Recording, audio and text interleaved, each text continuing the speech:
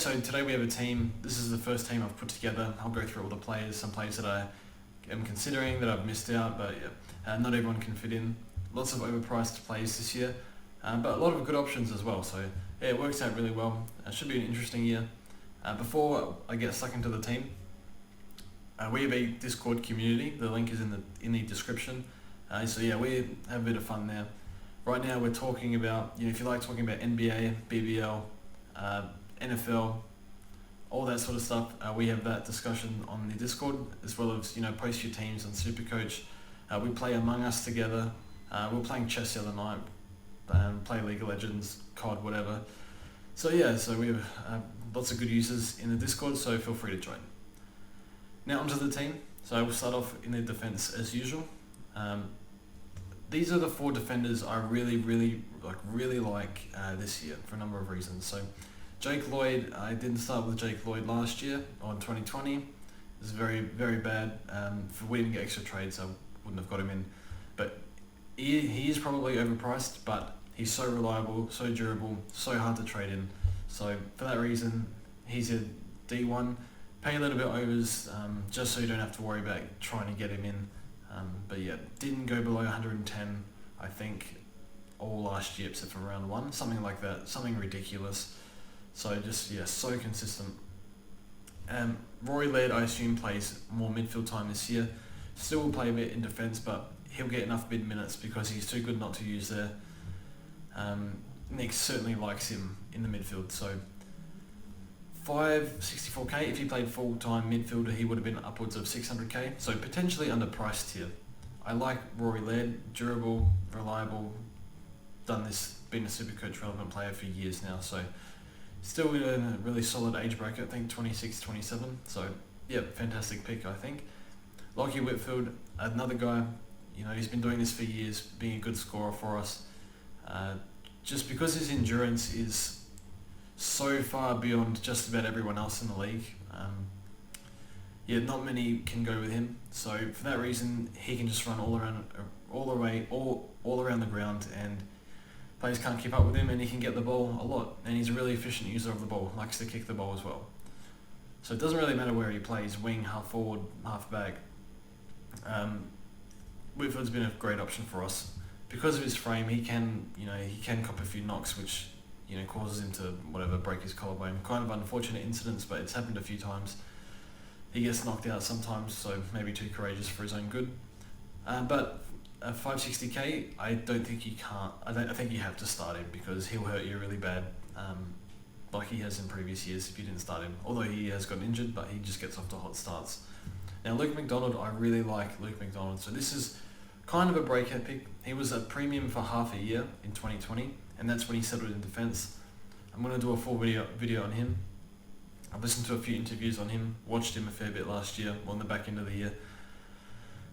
It's probably a lie, I didn't watch much North games, but I do remember watching him a few times.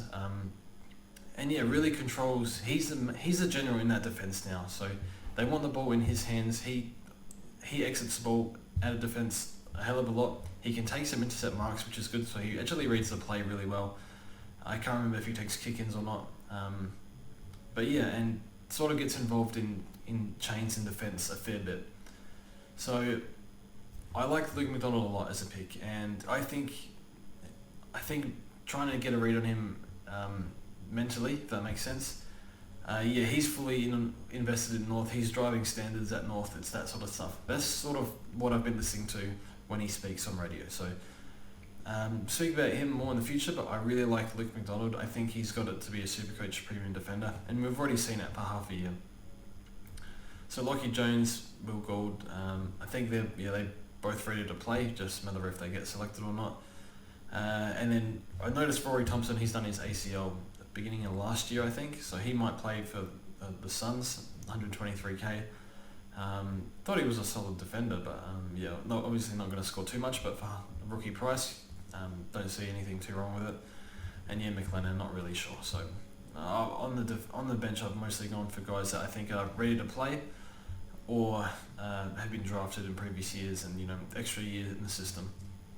So onto the midfield, just revealed the forward line. There's one dodgy pick which I don't like, but I'll speak about soon. So you can show the 14 like that. Yeah. So Lockie Neal, I'm not sure you can afford not to start him. I know he's super expensive, but he is he's the gold class midfielder. Brownlow medalist. Don't really see him dropping off. We see him every year add to his game to get better and better. So for that reason, I think, I know he's probably a little bit overpriced, but he starts hot and he's a nightmare to trade in. And in previous years, you've been able to get him in at a reasonable price, but it's too late, like round 13, 14. So we'll start Lockie now. And VC option, of course. So now the next midfielder, as you can see, there's no dogs mids here, which I don't love, but but I'll say this throughout the year. I need to figure out what's going on with the dogs mids, where they're going to get moved, because now with Treloar in the mix, I assume Bailey Smith is going to get better. They liked Liberatore in the midfield. Poor Riley West, good luck to him having a midfield career. I'm not quite sure where everyone goes just yet, so we'll keep an eye on them. I love all the dogs mids. I love McRae to death, so we'll keep an eye on them. Clayton Oliver, I believe he had shoulder surgery in the off season, so we'll keep an eye on him. But nonetheless, fantastic durability, not moving from that midfielder, a workhorse, and he improved his disposal this year. Kind of attacked the contest really well this year. So unbelievable player, unbelievable work ethic. Never owned Clayton Oliver, but why not this year? And then we have Tom Mitchell. So Tom Mitchell, the accumulator in the midfield, I don't really expect him to get to that 130 average, especially after that broken leg, but generally he said himself, he still wasn't 100% last year. This year, hopefully he's 100%, so another, 4 or 5 months to heal the broken leg, played every game, so fantastic discipline from Tom Mitchell to get up for every game after that horrific injury. And so average 113, so I think he can go upwards of that. Reliable, no very very low downside pick, so with a bit of upside. Reliable, trusty pick. Next we have Matt Rao at M4. So this is an interesting pick, and I'll speak about this, but he's not over his shoulder injury 100% just yet. But with Matthew Rao, he is the prodigy. We've never seen anything like this. Obviously he was robbed of a rising star and only got to see him for 4 full games, but in his junior ranks it was just annihilation of the competition, like 44 disposals in grand finals and kicking goals, and it's just out of this world. So Matthew Rao, I hate to use the term, but he's built different. So I think we'll start Matt Rao. I think he's an exception to just about every rule there is. Just unbelievable. He's only 19, but he's so talented, and not a lot of deficiencies in his game. So as soon as he gets the ball, he just puts the jets on and just handles on the run. He's just go, and he just doesn't stop. So we'll start Matthew Rao. Now M5, this guy, the mighty Crom. He's at the mighty Crom now. One Jackson Haitley. He will play inside mid this year. I'm not going to bully people into picking him, but I highly endorse him as a pick. I really like him. In the preseason last year, he put up, I think, 25 and 29 disposals playing inside midfield, and also kicked 2 goals over those 2 games. So we've seen it. He just hasn't played in position. I'm not sure how you're supposed to get midfield time in. The Giants midfield, they're all pick 2, 3, whatever, and they're all in their prime. So it's too hard to break into that team. You can't ask a 19-year-old to break into that team unless you're Rao.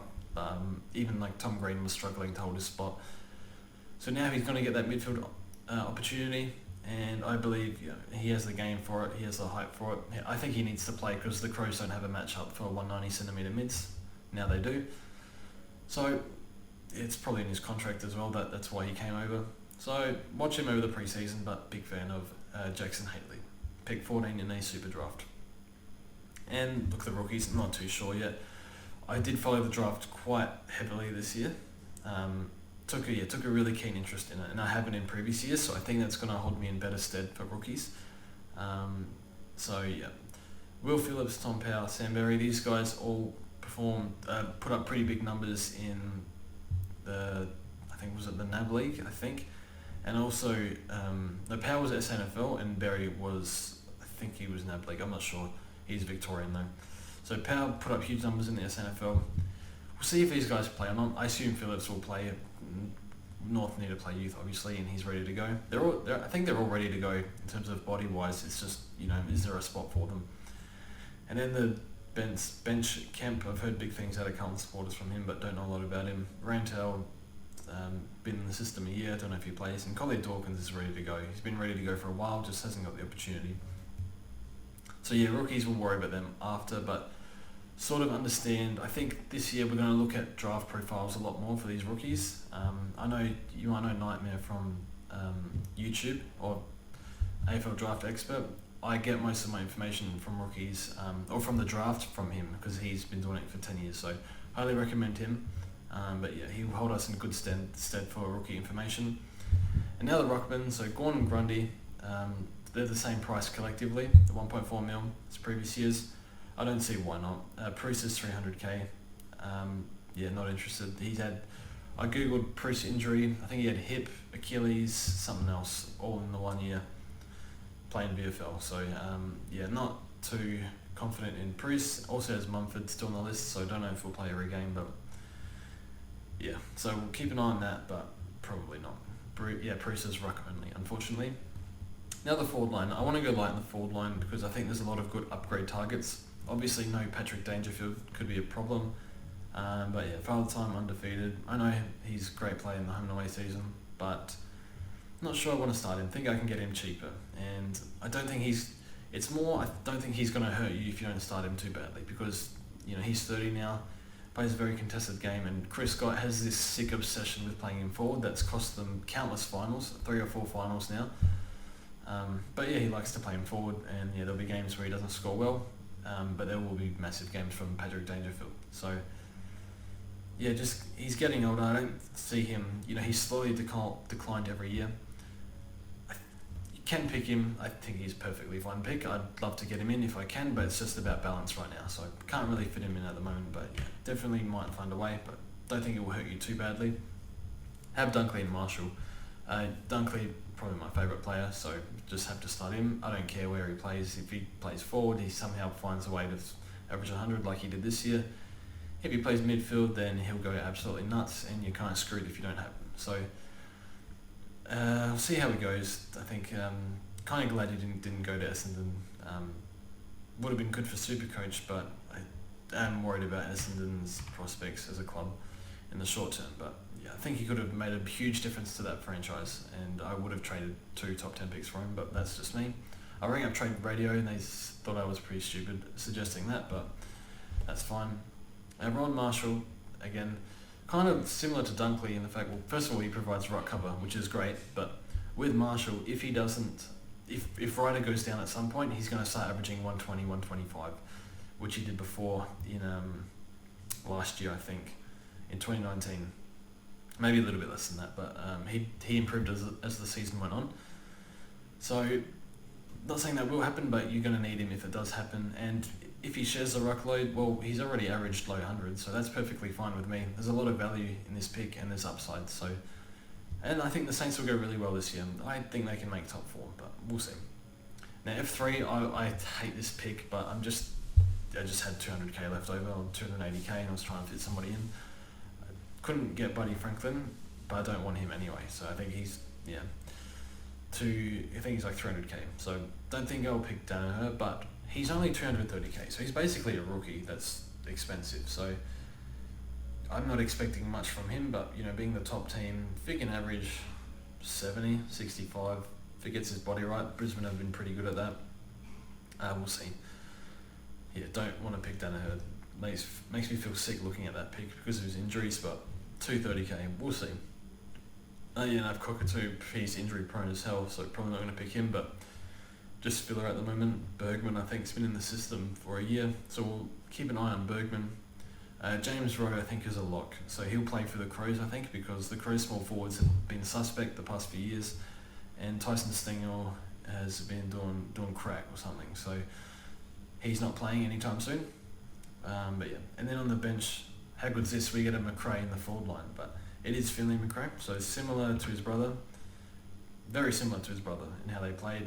Some say, draft experts are saying he's a bit more developed than his brother, but obviously times 7 years on, the academies and stuff are improving.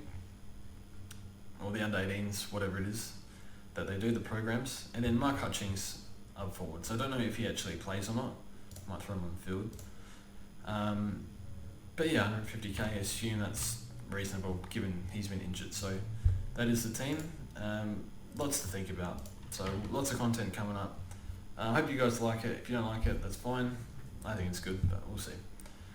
So yeah, thanks for watching. Join the Discord, and yes, please, I encourage you to subscribe if you like this sort of content, because we're going to have lots of videos coming up. So a few guide videos, player picks, stuff like that. So some other interesting stuff that will be going on. Maybe some comedy stuff, we'll see. I've been promising that for years, but I think we'll do it this year. So thanks for watching, and we'll see you guys soon.